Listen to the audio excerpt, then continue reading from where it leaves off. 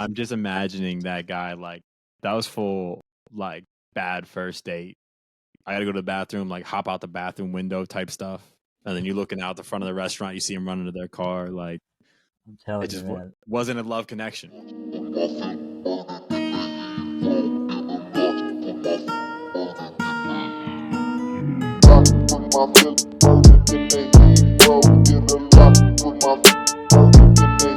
How's it going? Good, bro. I'm ready. How you doing? What is new in the life of JT? Man, I'm trying to find something new. That's what is new. I'm trying to find something new. I like that. I like that. How I about like you? that. I like that. Hey, same old, ready to push performance, as they say, as we say. What's that mean, coach? Oh my goodness. What is pushing performance? Just a peek behind the curtain into how we came to the name of the show. A lot of names were kicked around, a lot of logos and things were kicked around. But I was like, kept coming back to who JT and I are as people, as coaches, and that's kind of what we're going to get into in this episode. But like a lot of what we bring as coach educators, if that's different from other people who coach coaches, is we're bringing like a fun energy when we're teaching. I was always a kid in class who was like, "Yo, this is boring as hell." Until I had like a good ass teacher, and I was like, "Wait a second, this learning stuff is kind of fun. Like this can be cool." So JT and I know we both try to be that for people. So pushing performance, I was like, one, I think it's just a solid name, alliteration. You can't go wrong. Two, sounds fun. Like I think it's in line with what we do, and our whole goal is adding value, right? So when we're pushing performance, we're coaching coaches. You know, when y'all are pushing performance, you might be coaching athletes or coaching people. So when I'm thinking about pushing performance, I'm thinking about serving that performance on a platter Okay. for the Okay. people, Get the platter serving that ready. stuff up. Serving the stuff. Oh, this is nice buffet. I didn't know we're gonna have today, Hey, but oh my god, it's delicious. But since you were the one who has been egging me on and talking about a pod and talking about doing something like this for a while, so for you, what was your whole rationale behind jumping off and doing this? a lot of reasons. I want to try to keep it as concise as possible, but one of them being we are in the space of coaching coaches. Hmm. And I think we do that really well in the environments that we are in. But I'm sure that anybody career, once they get into their career a little bit further, the question is how do we continue to create that value and add more value and create that impact in a broader scale. So how do you do that? Social media, through the internet, all that stuff. How do we Yeah, continue to do that without just having that one-on-one conversation, which are very yeah, valuable, but for can we sure. just reach? Can we have a bigger reach? Get that Giannis arm, right? Chill. Just get a bigger reach. Can we just talk, have a convo, and hopefully somebody learns something from what we say or from the people that we have a conversation with. Yeah, no, I love that, and yeah, I think like for me when you were breaking that down through some of the first initial pitches of like what is different about this, like what could we bring different to the table, and I think like literally having skin in the game, coaching coaches, and that like literally being our job and that being what we get judged on at work from a performance standpoint, and it's not just something that we do, but it's literally what we do. I was like, when you were talking about, this, the sheer number of coaches we get to work with each year, like how can we scale that up? How can we start to impact more people? How can we add value to more coaches? Knowing that like, we currently work for Exos, but like there's a lot of coaches out there that don't, right? So how can we start to, who are in a similar position, right? Mm-hmm. Who might not have access to, you know, coach educators. So how can we start to add value to all those people? So, I mean, whether you're a coach who works for Exos, works in athletics, is a personal trainer, is a physical therapist, is a chiropractor, whoever, I like to think about anyone who's delivering a program to another person. You're a coach, right? You are helping someone on their journey from where they are now to where they want to be. You're a coach, Mm-hmm. right? And that's kind of like what these conversations are for, and who these conversations are for. Right. 1000%. No, and to add to that, I think we speak a lot about concepts and philosophies behind coaching. Right. We'll definitely talk about the nuances of a squat or a push up, but I know for sure we do have a nice skill in terms of peeling back a little bit or zooming out Yeah. to really understand the concept behind that. So I think going back to what we would define as a coach would be anybody who works with somebody in front of them. And I think, a parent is a coach. If you have a kid, it's Yeah. probably a coach. At some point, if you're there, you're teaching them something, you're seeing what's Yeah. wrong, and you're trying to teach them what's right. So I think at a very high level, we're all coaches to some degree, unless you live on an island by yourself. But if you work with somebody and you're trying to teach them something, if you're a teacher, you're basically a coach. So if that's you probably get some things out of this. I hope so. That's the goal. Oh, we're just chatting That's the anyway, goal. so We just chat. we just laugh. We just laugh, then that's something. But yeah, at the very least, you might get some good jokes. Hope or bad jokes. Or I bad can give jokes. a lot of those. Or bad jokes. I get more of those than anything. So that's facts. Well, let's go into it then.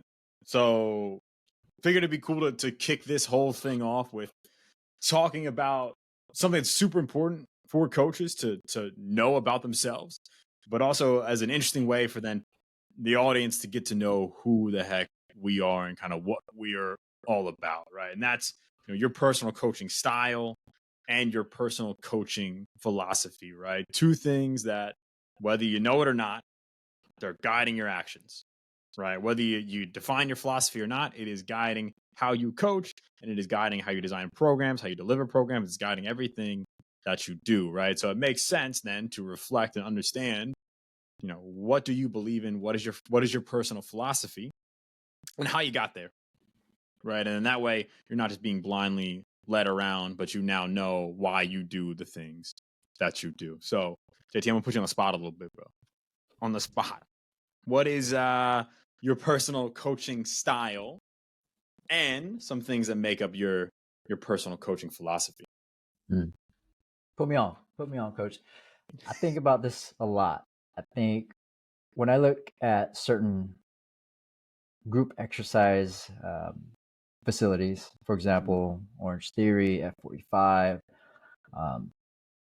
those classes, at least from the ones that I've experienced, they have a lot of coaches within the building, but a lot of times they're delivering the same program, right? So if I'm a member and I take a class with one of the coaches, I think, like, why would I want to go to that coach more than this coach? Yeah. Knowing that it's going to be the same exact workout, right? A lot of times early on in my career, I would say my coaching philosophy is I do a lot of cool exercises, right? I just do. That's why people come to me. Yeah. All right. I like these nice split squat hold bicep curl over overhead presses. I like people like that. It's fun, right? And that used to be my coaching philosophy of, like, I do fun exercises, which is wrong now, but when I think back a little bit more in detail of what my actual philosophy is going back to the analogy. If I go back to a gym, knowing that there's multiple coaches, but there's only one workout, what would make me want to take this coach's class more than other coach's class, assuming it's the same workout, right? And when I think about that, like, my philosophy is not my exercises that I create, it's who I am as a person, right? And we get real deep right now. So if you're not ready to listen to this deep convo in that philosophy pause, that P bag is pushing P in a lot of ways, right? So I think about that, right? And I'm like, why would somebody want to go to my class instead of yours? Yeah. No, it's the same workout. A lot of that, I got a lot of bad jokes. If they love bad jokes, I will give them those bad jokes, right? So for me, when I think about that a little bit more, it's how can I get somebody who wants to work with me's goal, or let me take that back. If somebody comes to me with a goal, Mhm. how do I continue to guide them with that goal or give them another perspective Mm. if they would need to adjust their goal, Yeah. knowing that we are always in different phases of our life. So Yeah. I'm just there. I learn things in school, I learn things in courses. Can I take those things, keep them in my bag, Yeah. and offer it whenever that person needs it based off of the context that they give me? So again, just how can I gain more knowledge in other various ways of um, to gain knowledge, Yeah. keep that, and if whoever comes in front of me, can I guide them with that goal, or can I just have conversation with them to see if that goal is still their goal? Yeah. No, 1000%. I like that. Like two big things stick out from within that. Like first one being going to take that person first approach.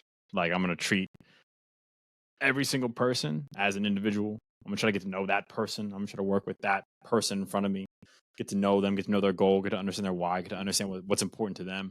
Second thing being like, and this is just a lot from knowing you as well, but being like genuinely open minded. Like legitimately, you're probably the most open minded coach that I've worked with, and this is definitely something that we'll probably devote a full episode to, kind of diving into that process and what it means to actually be open minded and why it's beneficial.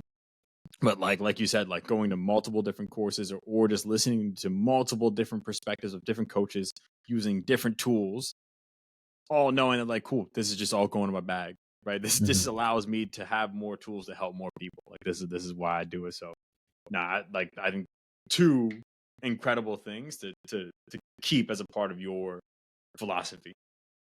Yeah, and I'm always refining that philosophy, Yeah. as Yeah. I'd hope most coaches will throughout their life. Because you might hear a lot if you know somebody who does not have a kid, and then 9 months later they have a kid. Mhm. Like they're literally in a different phase of their life, Yeah. whether they Yeah. understand it or not. And I think we just have to appreciate that and understand that, um, no matter what happens. And as we do that, as things happen, how do we now adapt to those things and understand that we're in a different phase now? We might have a different philosophy, and Yeah. our values ultimately change, right? Yeah.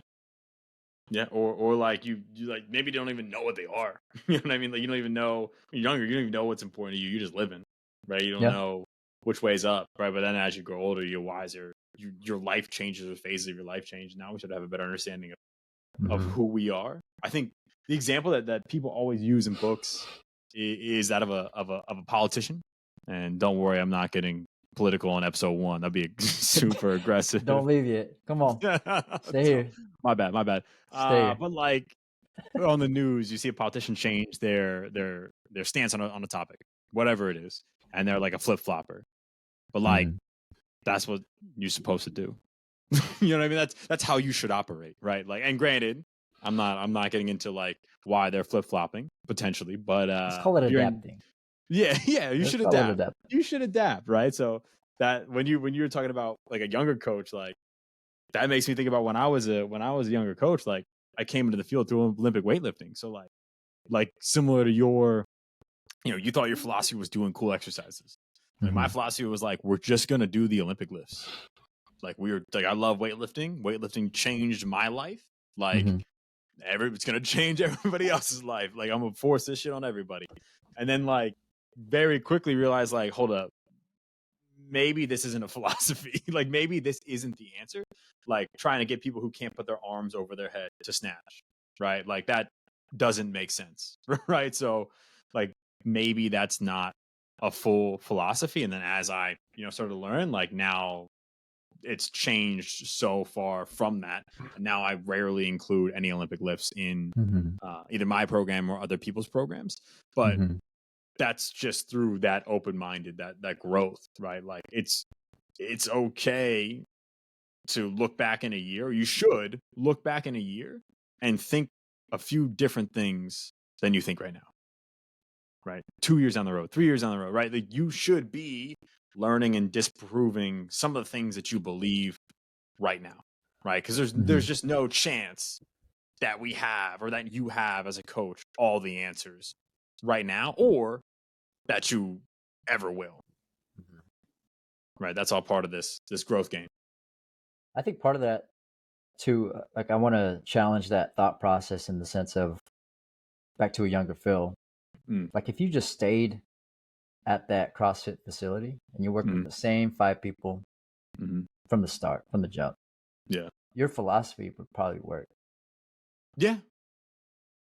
Yeah. At the end of the day, right? They come in to get better at snatch.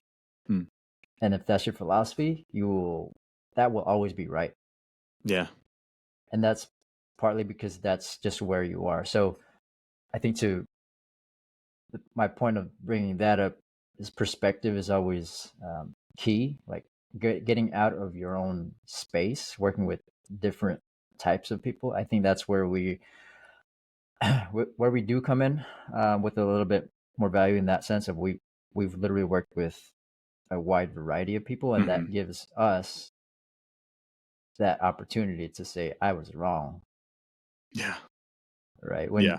If you went out of that box, you probably understood like, okay, I only do ollie lifts, but then you got 60-year-old Judith saying, "Hey, can you help me, Phil?" You're like, "Oh Under the shit." bar. Load it up, baby. Yeah. Yeah. Whatever that means to learn from that mistake, Test out those hips today. Test out those hips. So I think it comes to a point where you realize your philosophy needs to change based off of the individuals that's in front of you only when you work with different types of humans. Yeah. Yeah.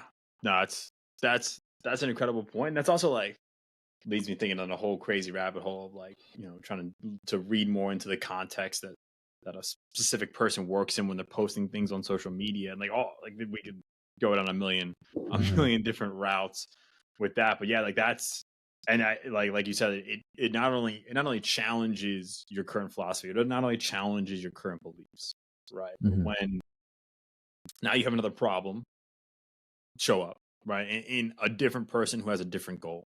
And all of a sudden, your method, your philosophy stops working. Like you said, right now, I'm forced to adapt. I'm forced to change what I'm doing. Right now, you keep doing that again and again and again and again and again and again and again and again for years. Right. So then all of a sudden, you look back, and now you can see, oh shoot, like this is how I've come to this point here in my personal philosophy. Like, yeah, I'm thinking back, like started with weightlifting, and then moved to like still barbell focused, like maybe not even barbell focused, but still like very, very, very, very, very heavily strength focused. And then like slowly but surely over time, now I'm like getting away from that bias and getting away from other biases, like as much as possible. Always going to have some form of bias, but like now I think like I'm more so focused on like what is going to help this person like feel good, what is going to help this person move a little bit better, what is going to help this person towards their goal, like knowing that like whatever input I give them is just a means to that end. So like I don't really care what that means is. Like I don't, like if someone's coming to me for weight loss, I don't care if their primary lower body push on day one is a squat or a lunge or a step up. I don't. You know what I mean? Like it doesn't, that stuff like doesn't matter to me anymore. So like that, but that only comes from, like you said, like that only comes from working with hundreds of people and hundreds of athletes over years in the industry. And then it's like, well, a lot of stuff works. It doesn't work for everybody. So I'm just gonna, again, like, who's that person in front of me? Can I get to know them? And then can I find what works well for them? Yeah. 100%. 100%. And then, like, while you're saying all that, I was thinking about like, what made me stop and say, shoot, maybe my philosophy is not fun exercises. And I remember that point where a client came to me. I didn't do no assessment. I was like, I know my philosophy. You want help? I got You you. gotta get this work. All right, meet me at 3. Go, right? Showed up. I was like, I got these exercises for you. Here's exercise 1, 2, and 3. Mm-hmm. And then dude was just, he did them. And his face was, at that point, I could feel energy. I was like, okay, this guy's not feeling it, but I'm gonna make it even more fun. Let me have him feel it, right? Yeah, That was the last time I saw him. That was it. I think he that was left. it. I think he's like, I gotta go to the bathroom. Like he made a call or something, and I gotta go. Like, Just skated. what happened? Damn. Right. So I look back and I realized that I did not appreciate that individual in front of me. I was Yeah. more in the sense of like, this is my philosophy. If you come work with me, this is what you're gonna get. This is what you get. Yeah. So I think Yeah. to kind of tie a bow on that is my philosophy is based off of their philosophy. Right. Whatever they come to me with, can I understand it? Truly understand what they come to me with, and how can my tools that I've learned help them? Yeah. Or what tools can I use that I have learned to help them with their philosophy? Like, what do they care about? Can I care about that? That's, Yeah. I think, to have a tagline. Tat it. To Tat it. add it. Tat it. That's it. I'm just imagining that guy like that was full like bad first date. I gotta go to the bathroom, like hop out the bathroom window type stuff. And then you're looking out the front of the restaurant, you see him running to their car, like I'm it telling you, just man. wasn't a love connection. It was his fault for me. Like I was like, bye, bye. Boy, bye. I'm sorry, you're not about this work, right? And that's selfish of me when I look back. You don't know what you're walking out on. You don't. Your loss. You're That's lost. your loss, See ya. baby. See you, pal. And it's unfortunate, right? Yeah. And I think that's part of the reason why we started this podcast. Like, not everybody needs to go through mistakes. Sometimes people do need to go through Yeah. mistakes to learn them. But if you could just hear it, I've heard a lot of mistakes people have made. Like, okay, I won't do them. So Yeah. I think these are one of those things. Like, if you could just understand what is your philosophy as a coach. All right, does it make sense? If you are Coach A working in the same gym as Coach B, Mhm. why would your members want to go to Coach A as opposed to Coach B, assuming the workout is the same? Because your Yeah. workouts should not be your philosophy. Whatever you put on the board is not what Mhm. you believe in. Yeah.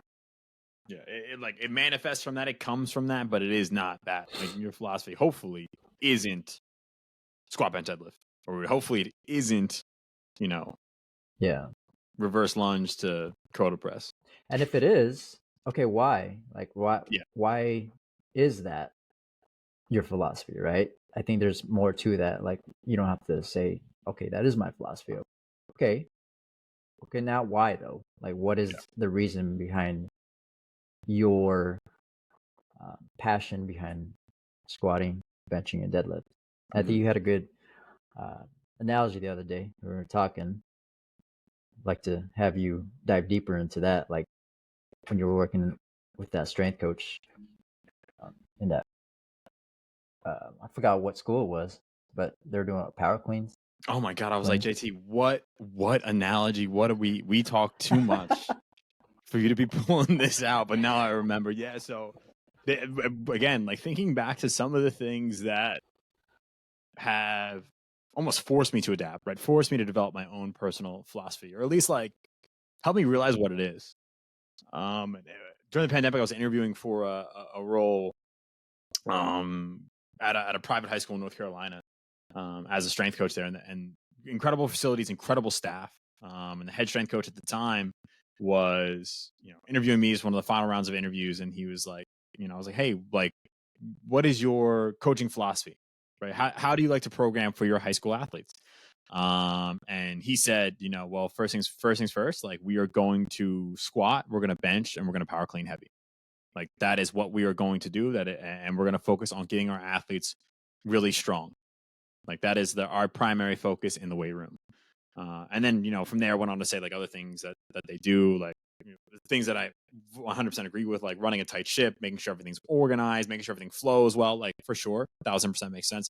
But for me, I was just like so hung up on the squat, bench, power clean, and so then I was like, all right, well, what if someone's not a great squatter? Like, would you allow them to do a reverse lunge? Or would you allow them to do a trap bar deadlift? And he was like, maybe a trap bar deadlift, but probably not. I still want them to squat. And reverse engineering can potentially why. Like I know what some of his influences are. Like I know he's heavily influenced by Joe Ken and the tier system, which relied heavily on those three exercises: squat, bench, and power clean. But for me, especially working with high school athletes, I think there could be some benefit to teaching those lifts for sure, knowing that if they go on to play college sports, they are more than likely going to do those three lifts. But like, why I at the time and still now, like I made me realize like why pigeonhole yourself like that? Mhm. Especially knowing that like and being in this situation, if I got like 20 plus high school kids, I'm probably, especially younger ones, like I'm not trying to teach back squat from the jump.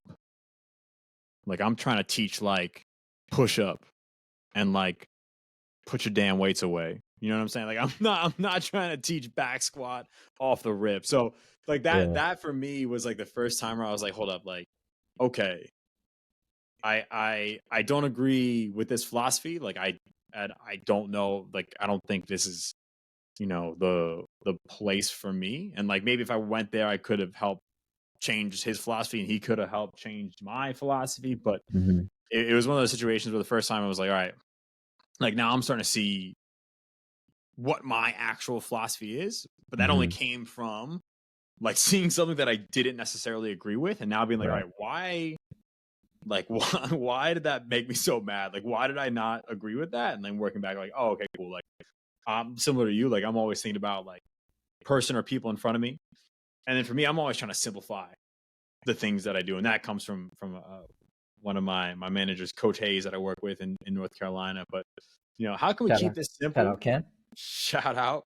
How can we keep this simple? How can we keep this effective? Right. And how can I, like you said, like find exercises that work well for the group, teach a simple exercise, get a lot of bang for my buck out of it, and then maybe progress to more complex things over time. Uh, so Mm. like rather than being like, hey, no matter what, we're back squatting, like, and granted, like a lot of high school kids can back squat well and back squat well quickly, but it's like, why pigeonhole yourself Yeah. into that? Yeah, that's a good point. I think that looking back,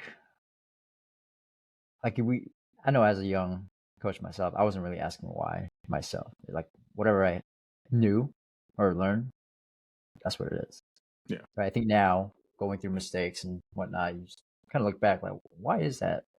Or why did I think the way I think? Or even now, why Mm.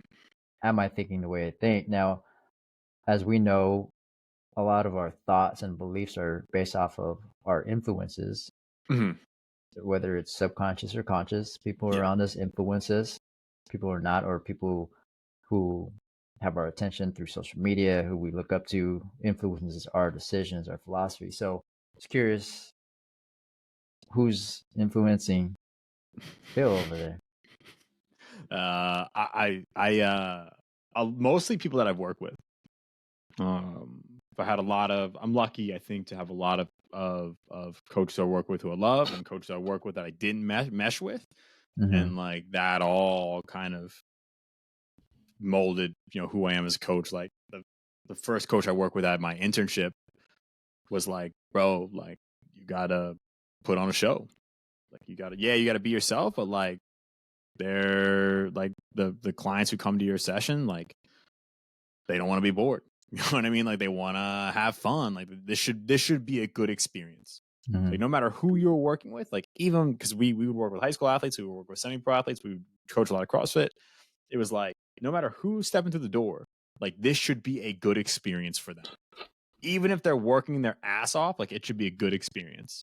Mm-hmm. And I was like, yeah, I mean, I love that.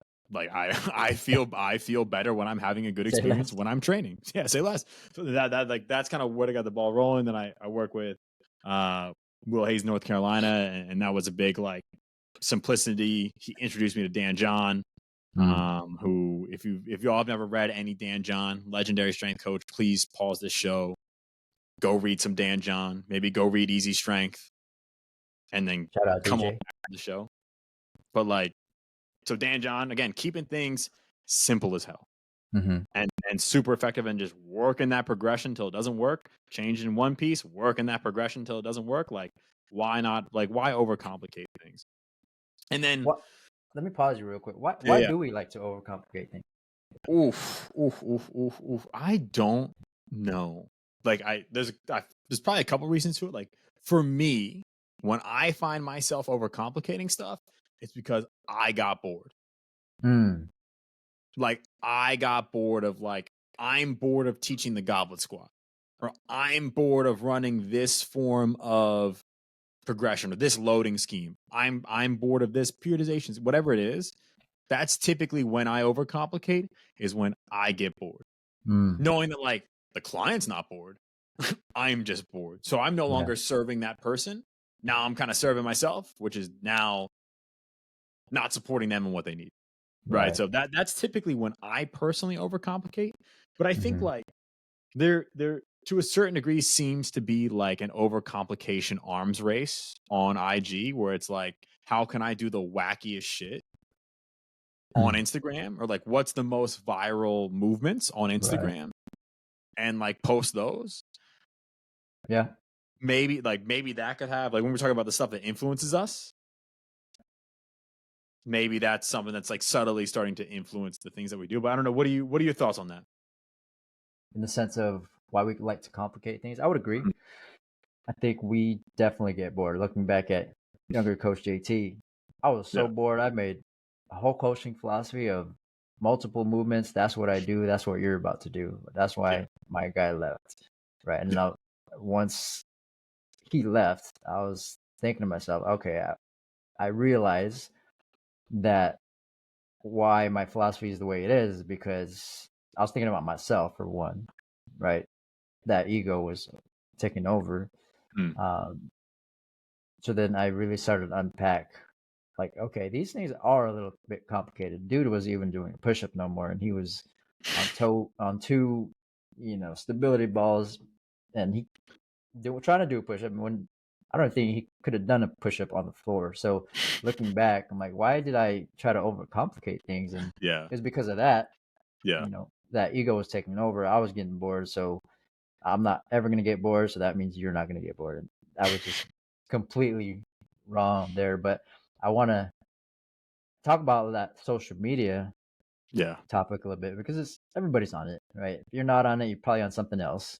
If you're not on IG, you're probably scrolling something else, unless you do not have a phone, which I highly doubt. You probably not even listen to this anyway. But But with if you don't have a IG, phone, but wait, yeah, if you don't have a phone, how the hell you find us? But two, I'm jealous. that's pretty. I know, I am too.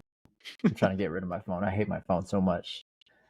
Uh, but I think with IG specifically and the influences there, I don't think it's often talked about. Like, I don't even think we talked about it. Like Mm. the things that people post, and if you're referring to like the wackiest movements and exercises, like their intent is not yours. If assuming your Mm. intent is to be a good coach and trying to help people, like Yeah. I can have a handful of people if their intent is to gain virality through social media, they're completely right. They got you. You got the like. You got the save. Their intent is Literally, yeah, correct. they have achieved their goal. That's their goal. Like, Yeah. why are you saying that's wrong? Like, you're saying it's wrong because of your intent. But if their Yeah. intent was to get you to get that like and get that save and now gain virality, they are completely right. Yeah. But They nailed it. now, if we're looking for exercises to help our people, different ways to spice things up, I stop saying that word. I don't like that word no more. I don't know about spicing workouts up, but if you're Gotta cut it looking out. things to spice up your workouts, it's like that's not the way to do it because that No. spice will be based off of what the individual in front of you will tell you, Yeah. right? It's not. Let me scroll through some some stuff and find new things. Like have your people tell you what new things to find, not let's go fishing and let me Yeah. go find the best fish that this person doesn't even want. So I don't know. That's just my rant there. I'm gonna stay on this horse as much as I'm Not gonna with get you. off this horse whenever I can. But yeah, what are your thoughts there? And I know we're jumping ahead, but I don't care. I want to talk a little bit more about Yeah, no, I'm with IG and all I'm that. 100%. I'm 100% with you. No, it's like not to say like there is great stuff out there. You know what I'm saying? Like there is helpful stuff. There is great stuff out there. Whether it's a coaching cue, whether it's a variation that serves a specific purpose that, like you said, is similar to your purpose.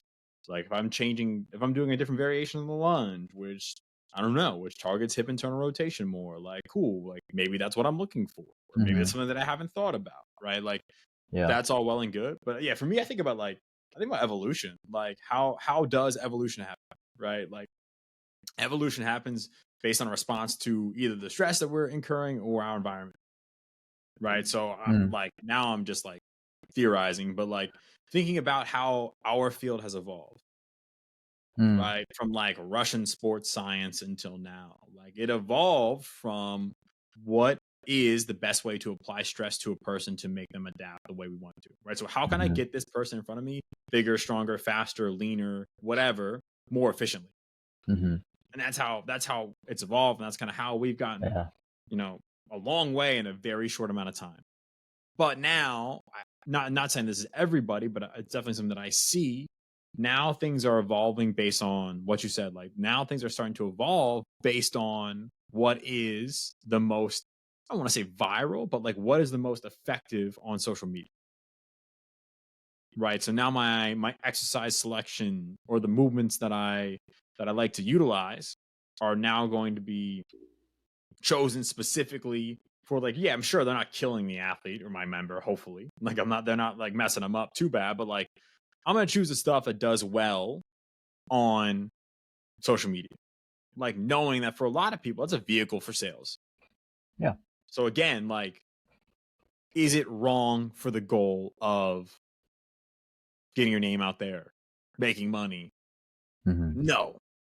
Yeah. Like a lot of people are doing very well, Yeah. doing a lot of stupid shit. But like, is it right for anyone's specific context as a coach?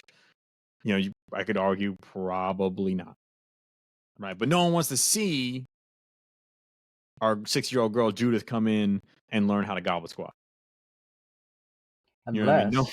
Unless like you go in with that intent of looking for that, right? Yeah, exactly. And I think that's where we're because I never really like those are two ends of the spectrum, right?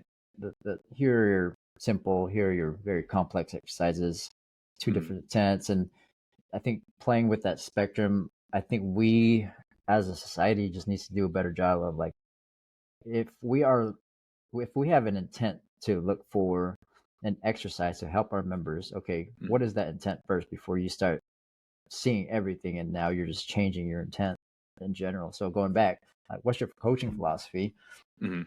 Use that if using social media as an end to or a means to an end of learning, which is great. I'm not here to Mhm. say like don't go scrolling. Like give me that Yeah. double tap whenever you see me, but it's what's your Lead intent? a Like if you're tag. looking if you're looking for some things, then go look for those specific things. That way Yeah. you're not jumbled up and getting confused. Because I do that. I get confused all the time. I'm like, what Oh the yeah. heck did I just say, bro? You know? Right. Like I don't understand half the words that just came out of my mouth. What is happening? 100%. But yeah, yeah. Don't don't be afraid of the tag either. Like you see our faces, bro.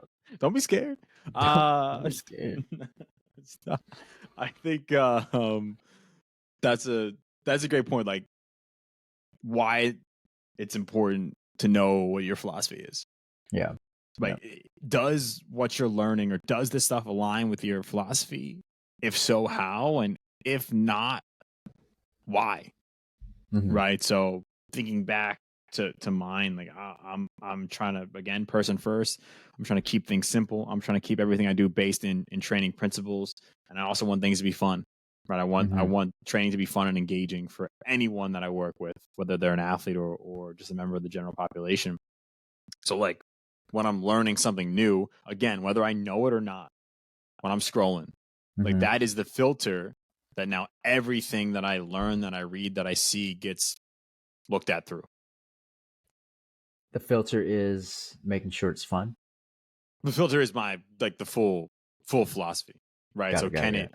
can it be, based in principles? Can it be, person centric? Can it be simple? Can it be fun and engaging? And like Hmm. simple, obviously, like you said, it's a sliding scale. But generally speaking, when Yeah. I can, I want to try to simplify what I do and how I do it. Right. Right. Right. I do want to dive deeper into the word fun though, because I Mm. do know, I'm pretty confident that a lot of the coaches that I work with do value fun, and Yeah. that's great. Right. Like you said, members don't generally, you know, bold, italic, underline. Generally, people like to have fun when they're working out, Yeah. Yeah. Yeah. but also a lot of people don't care about having fun. They're there for a goal. Yeah. They want to achieve the goal. So whenever I consciously or subconsciously make a Mm. statement that's so general, now it tends to be my coaching philosophy. I think back like if I say all my workouts need to be fun, like Yeah. they should have an element of fun, but I don't think that's going to be your main priority. Mm. Understanding that you might not look at the big picture. Like fun is an element that should be always appreciated in a Yeah. workout specifically, but I would in the past I've definitely made that my priority, and I've lost people who are there for a specific reason. Like I'm there telling jokes, bad jokes, good jokes, Yeah. and they're like, "Bro, just teach me how to squat."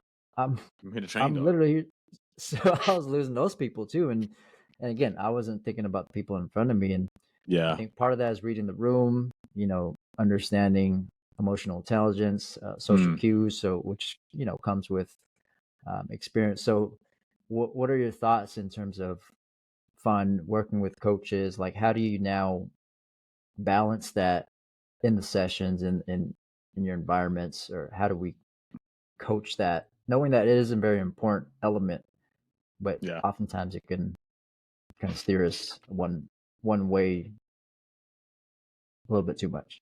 Yeah. No, that great point. And I've definitely done the same thing where I'm like too focused on having a good ass time and people are like, all right, like I wanna train. Like, can we get this show on Hmm. the road? Like, Yeah. not here for a comedy show. A bad comedy show. But yeah, it's trying to bring the full picture into focus, right? So how can I keep it fun, but also abide by training principles, right? I can also abide by specificity and progressive overload, individualization and variation, right?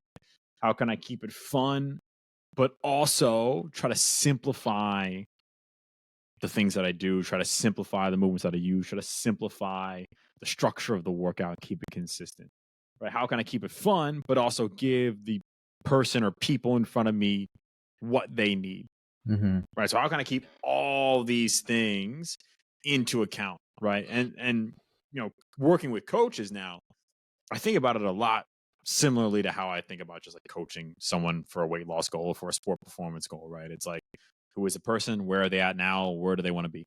And now the outcome's different. Like now the outcome with working with coaches, I hopefully by the end of whatever, whether it's a week long course, whether it's a 1 hour call, hopefully I can plant the seed that gets them to either think about something differently or start to do something differently.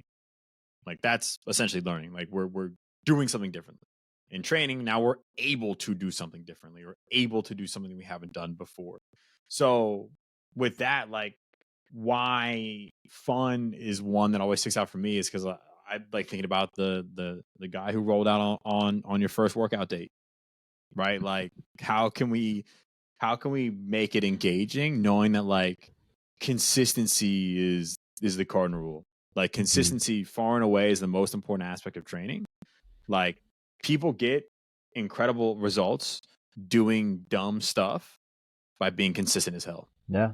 and showing up and doing it over and over and over and over and Mhm. over, right? So like people get horrible results doing the quote unquote best shit by being inconsistent, Yeah. right? So like, how can I try to make it the best, but also like it's fun enough and it's engaging enough where they're like, I want to be here. Mhm. Like I look forward to this thing, knowing that that goes a long way in supporting consistency. Yeah. But yeah, it can't come at the expense of the other things within my personal philosophy. Because like you said, like I've definitely done things where it's like, hey, it's too fun and we're not training, or it's too person centric and we're not training. Like Yeah, yeah. we're not doing the things we need to do. We're just doing stuff that you like to do, and we're Mhm. basically just blasting upper body and not doing anything like that Yeah. that's going to help you actually move better or feel better. So Right. it's finding the balance in all of that mixture, which isn't easy. No, the answer is always in the middle, bro. I mean, Yeah. as general as that statement is, that that's pretty. I think that's the one statement I would stand on that is always true. Is the answer is always in the middle. That's a good rule of thumb. Um, in most things, again, it's a it depends kind of thing. But with that, fun is very subjective, right? It's Yeah. like, all right, if I'm a coach 10 years ago, listen to this podcast. I'm like, no, fun. They have fun. They come all the time, bro. What are you talking Yeah. about? Shut this off. So I think fun is also one of those things. If that's within your philosophy, it's not wrong. But now dive deeper into that one a little bit. What is fun? Like Mm, fun. If you're teaching a group of 15 people, not everybody has the same definition of fun. yeah. That's And I good. mean, I would Yeah. challenge that. Oh, 1000%. 1000%. I think within that, like maybe fun's not the best word for it. It's the easiest to use, but I like I'm thinking about fun as like they want to be there. Yeah. And Like I it like is, what you mentioned. It's engagement. yeah, right. Like this is something they look forward to. This is something like from an emotional standpoint they enjoy. Like, Yeah. yeah, not everyone loves a hard workout. Like there are days Right. that I absolutely hate this, right? But like do they want to, most days do they want to be there? Do they look forward to coming to the gym? And sometimes it's not even like it's not just us. Mm-hmm. It's like whether if it's a group environment, it's everyone else in the group. Yeah. If it's a gym environment, it's the other staff in the gym. Mm-hmm. Like environmentally, how can we set it up so it's a place that people want to be at? Mm-hmm. And I think that's for me when I'm thinking about fun. Like that's the biggest thing. And then also, I guess like wrapped in that a little bit is like we're gonna compete. We're going to play games. We're going to do things that you might not think that we would, Mm-hmm. right? Or it doesn't necessarily look like training. And Right. again, that's all going to be the amount that we do is based on Yeah. what phase of training we're in, and the people that we're working with. Like I've worked with people, I'm like, hey, we're playing spike ball for the warm up, and they're like, no, Mm-hmm. like I'm here to train, like get Right. that shit on my face, right? But like, and I've worked with people who like that's all they want to do, Mm-hmm. and that's cool. Play for 5-10 minutes, and we'll get into it. Like, so again, like bringing everything into the full picture. But yeah, no, I think like fun is probably not the best word, Yeah. but yeah, like you said, like engagement. Yeah. Engaging, and it's tough. It's tough Yeah. to. There's 15 people in the room. Like, I don't know what everybody's definition of Mhm. fun is. If I can make them all smile through the workout, that for me personally, that's my definition of fun, I like that. right? Yeah, yeah, And I might just go individually and talk to them and make a joke or make them smile and say, "Yo, those are some nice dunks. Let me have them when you're done with them," kind of thing. And they smile, yeah, right? So I think understanding that as a coach, whether you're working with one-on-ones or a group setting, it takes time to understand the definition of fun. Don't get, I think for me, I definitely look back, you will get caught if your definition of fun is everybody's definition of fun, because that's mm, a very false statement, right? yeah, And I think engaging um, is going to be a better word, because you can gamify things yeah. and it's not even a game. It's practice, bro. It's not a game, Not a game. We talk about right? practice. Like I like the that's something I've been learning too, is how do I gamify things, but it's Mm, still training, because people are mhm, engaged when you gamify things. For example, like the other day I had a client, I gamified their vertical jump. Like it wasn't a Yeah. game. I just said, all right, if you don't jump higher than, I'm gonna shout him out, Daniel, the other day, Genie, if you don't jump higher than Daniel, then you got 10 push-ups, right? And it's still working towards that goal. Yeah. Oh yeah. But it's gamifying within that. Now they're engaged, and you're still, working through the big picture of things. Yeah. With that in mind. But now I can go on and on with this. It's one of those things where I'm thinking about how do I get somebody engaged. And if you're still Yeah. listening to us right now, thank you. Tell us how we're still engaging you, because sometimes I'd get lost in my own thoughts. Nah, I'm with you. I love it. So I guess wrapping it up, thinking about how a coach can go about defining their own personal philosophy, right? So what advice would you give to a coach, maybe a younger JT, to help them develop their personal coaching philosophy and understand what their coaching style is? Yeah, I think reflection comes to mind. How do we reflect back? If you could just sit down, like in your most previous session or your most previous instance where you were coaching somebody, okay, what did you do? Why did you do that? Mm-hmm. And if somebody, a CEO of Google or Facebook, somebody very high level, they said, they're going to offer you $1 million. I need to know what your coaching philosophy is before you train me.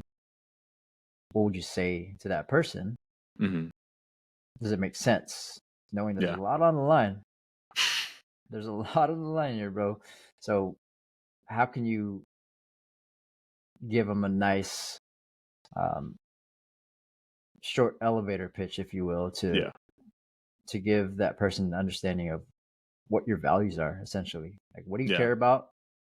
Will I want to work about what you care about? And does that make sense for what I would want to hire you for, give you $1 million for? Yeah. Yeah. No, I like that. Put a little pressure on it. Yeah. Simplify that one a little bit. How do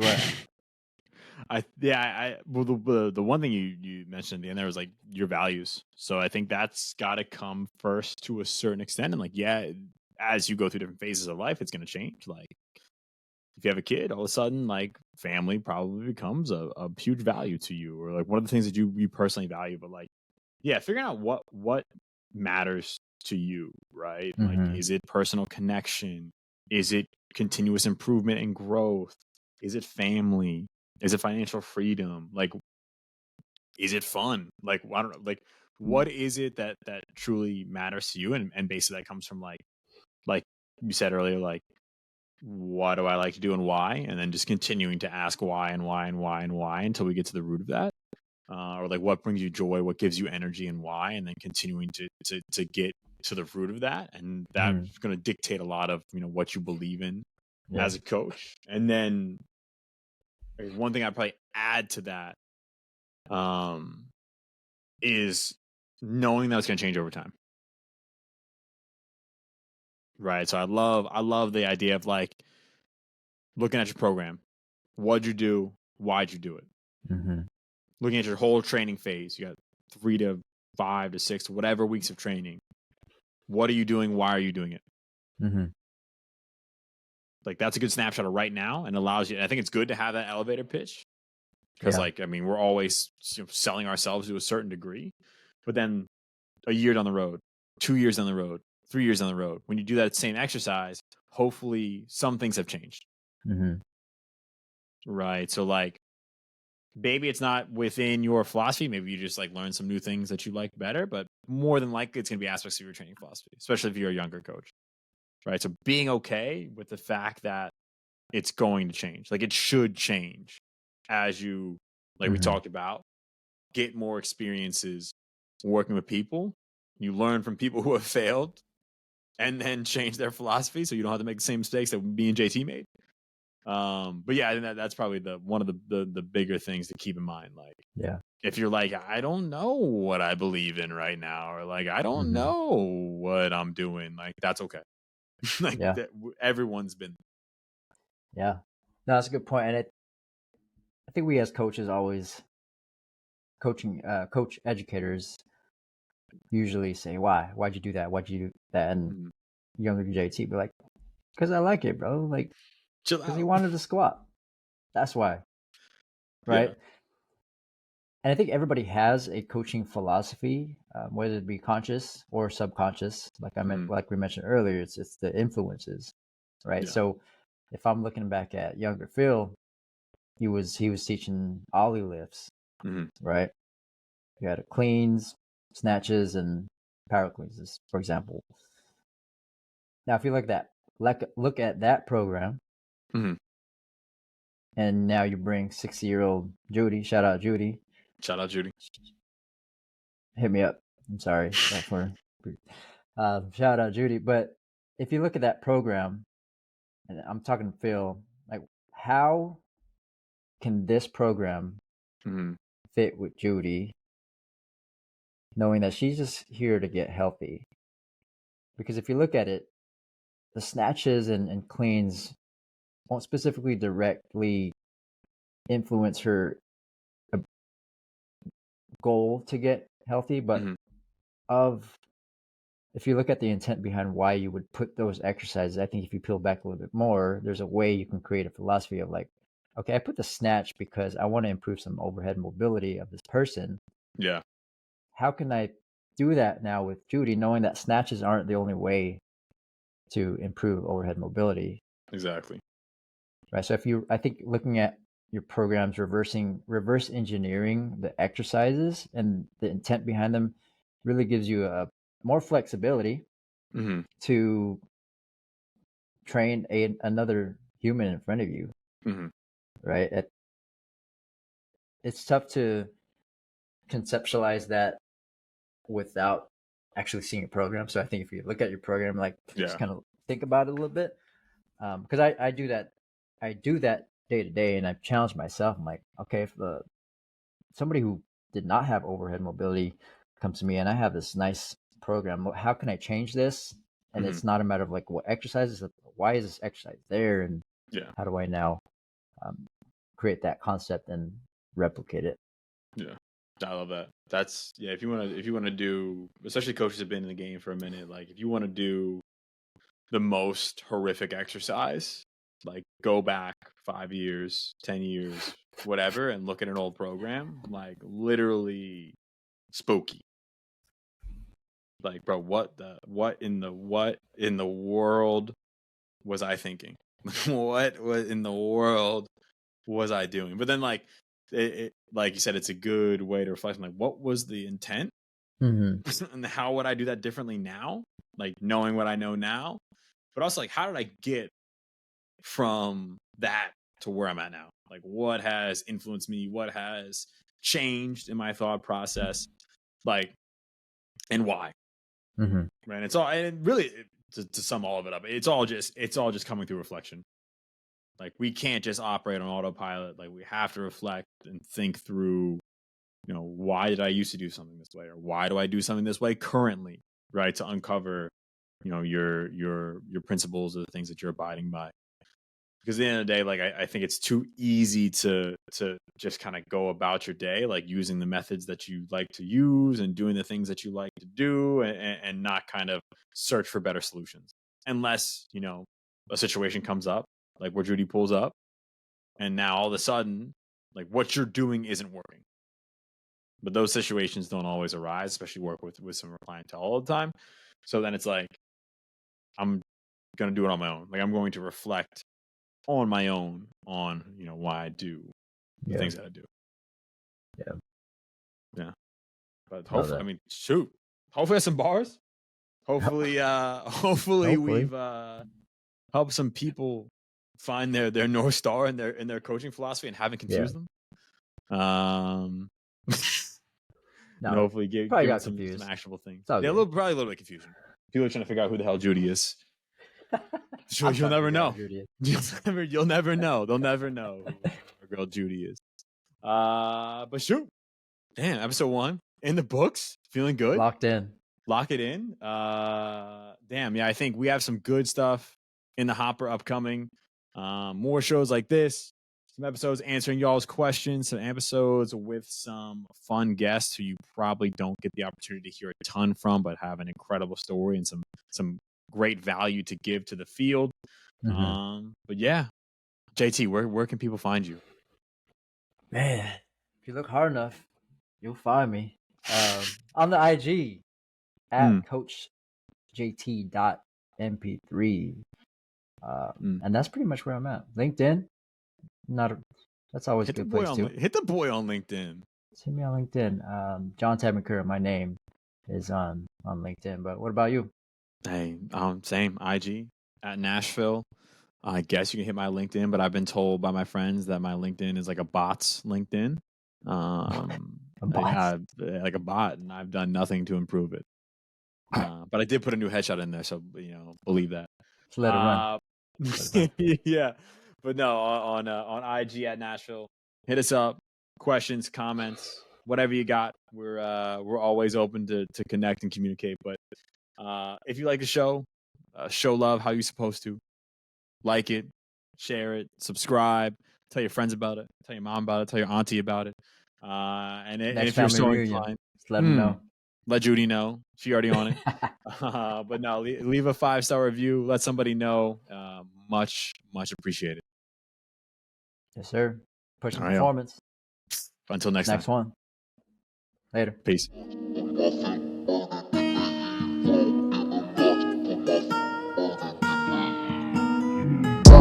My feel burning in the heat, bro. Get a lot with my